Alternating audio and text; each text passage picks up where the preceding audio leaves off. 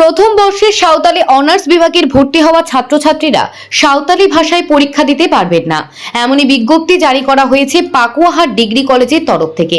গৌড়বঙ্গ বিশ্ববিদ্যালয়ের অধীনে পাকুয়াহাট ডিগ্রি কলেজে গত বছর সাঁওতালি ভাষায় অনার্সে ভর্তি হয় প্রায় 30 জন। উত্তরবঙ্গের প্রথম মালদা জেলাতে সাঁওতালি ভাষায় অনার্স কোর্স চালু হয়েছে।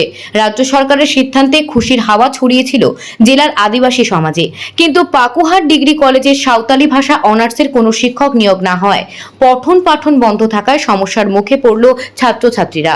পাকুয়াহাট ডিগ্রি কলেজের তরফ থেকে একটি বিজ্ঞপ্তির মাধ্যমে জানানো হয়েছে, প্রথম বর্ষের সাঁওতালি ভাষায় অনার্সের ছাত্রছাত্রীরা সাঁওতালি ভাষা ছাড়া তাদের পছন্দ মতো যে কোনো বিষয়ে পরীক্ষা দিতে পারবেন। আগামী বছর দ্বিতীয় বর্ষে সাঁওতালি ভাষায় পরীক্ষা দেওয়া যাবে।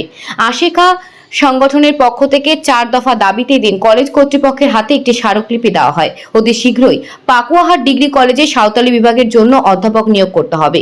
অতি শীঘ্রই সাঁওতালি ভাষায় পঠন পাঠন চালু করতে হবে, নয়তো অন্য বিষয়ে পঠন পাঠন বন্ধ করতে হবে। সমস্ত সেমিস্টারের মূল্যায়ন পত্র সাঁওতালি ভাষা তথা অলচিকি হরফে করতে হবে। আজকে আমরা পাকুয়াহাট ডিগ্রি কলেজ মালদা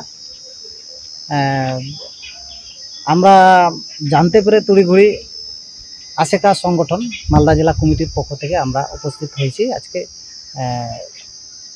এই পাকুয়া কলেজের টিআইসি ইনচার্জ যিনি আছেন ওনার কাছে আমরা আজকে এই সাঁওতালি বিভাগের ছেলেমেয়েরা খুবই সমস্যায় আছে।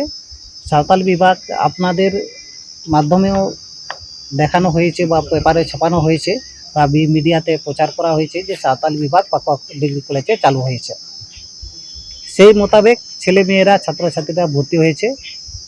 এখন পর্যন্ত এই পাকুয়াহাট ডিগ্রি কলেজে সাঁওতালি বিভাগে প্রফেসর নিয়োগ হলো না, পঠন পাঠনও চালু হলো না, কিন্তু ফার্স্ট সেমিস্টার পরীক্ষা হয়ে গেল।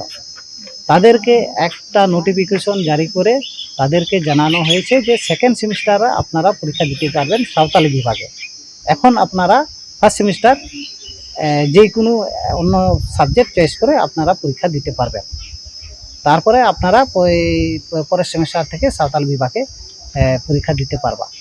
তো যেহেতু শুধু নোটিফিকেশনে ছেলে মেয়েদেরকে বারে তাদেরকে মিটিংয়ে ডাকছে, আলোচনার জন্য ডাকছে, তাদেরকে বলছে, কিন্তু তাদের পড়াশোনার জন্য বা প্রফেসর নিয়োগের করার জন্য কবে থেকে শুরু হবে, কবে প্রফেসর নিয়োগ হবে, সেটা সদিচ্ছা তাদেরকে কোনো রিপোর্টটা দিতে পারছে না, বা শুধু কথাবার্তায় আশ্বাস দিয়ে যাচ্ছে আপনাদের সাবজেক্ট সেমিস্টার দ্বিতীয় সেমিস্টার থেকে পরীক্ষা হবে বা পড়াশোনা চালু হবে।